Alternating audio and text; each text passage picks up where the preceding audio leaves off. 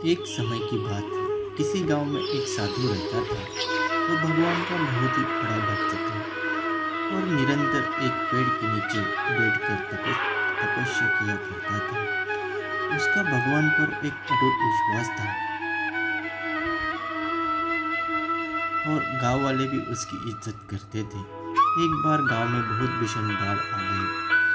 चारों तरफ पानी ही पानी दिखाई देने लगा। सभी लोग अपनी जान बचाने के लिए ऊंचे स्थानों की तरफ बढ़ने लगे। जब लोगों ने देखा साधु महाराज अभी भी पेड़ के नीचे बैठे हैं, भगवान का नाम जप रहे हैं, तो उन्हें यह जगह छोड़ने की सलाह दी। परंतु साधु ने कहा, तुम लोग अपनी जान बचाओ, मुझे तो मेरा भगवान बचाएगा।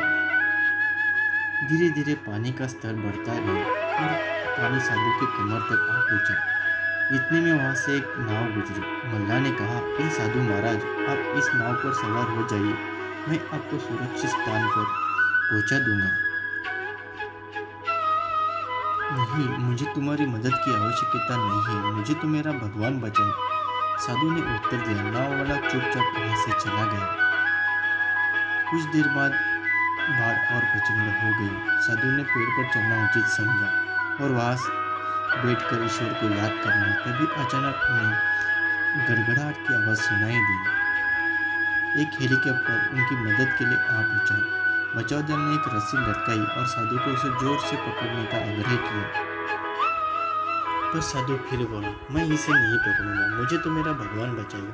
उनकी हट के आगे बचाव दल भी उन्हें लिए बगैर वहां से चला गया। कुछ देर में पेड़ पहाड़ की धारा में बह गए और साधु की मृत्यु हो गई। मरने के बाद साधु महाराज स्वर्ग पहुंचे और भगवान से बोले, हे प्रभु, मैंने तुम्हारी पूरी लगन के साथ आराधना की, तपस्या की, पर जब मैं पानी में डूब रहा था, मर रहा था, तब मुझे बचाने के लिए क्यों नहीं आए प्रभु?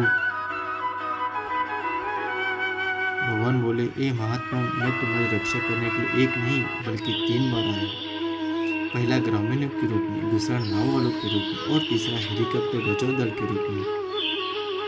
किंतु तुम मेरे इन अवसरों को पहचान नहीं पाए। मित्रों, इस जीवन में ईश्वर हमें कई अवसर देता है। किसी न किसी माध्यम बनाकर हम समय हमारे साथ रहता है, लेकिन हम अपने अहंकार के कारण उन्हें पहचान नहीं पाते। अवसरों की प्रवृत्ति भी कुछ ऐसी होती है। यदि हम उन्हें पहचान कर उनका लाभ उठा ले तो वह हमारी मंजिल तक पहुंचा देते हैं, उन्हें तो हमें बाद में पहचाना ही पड़ता है।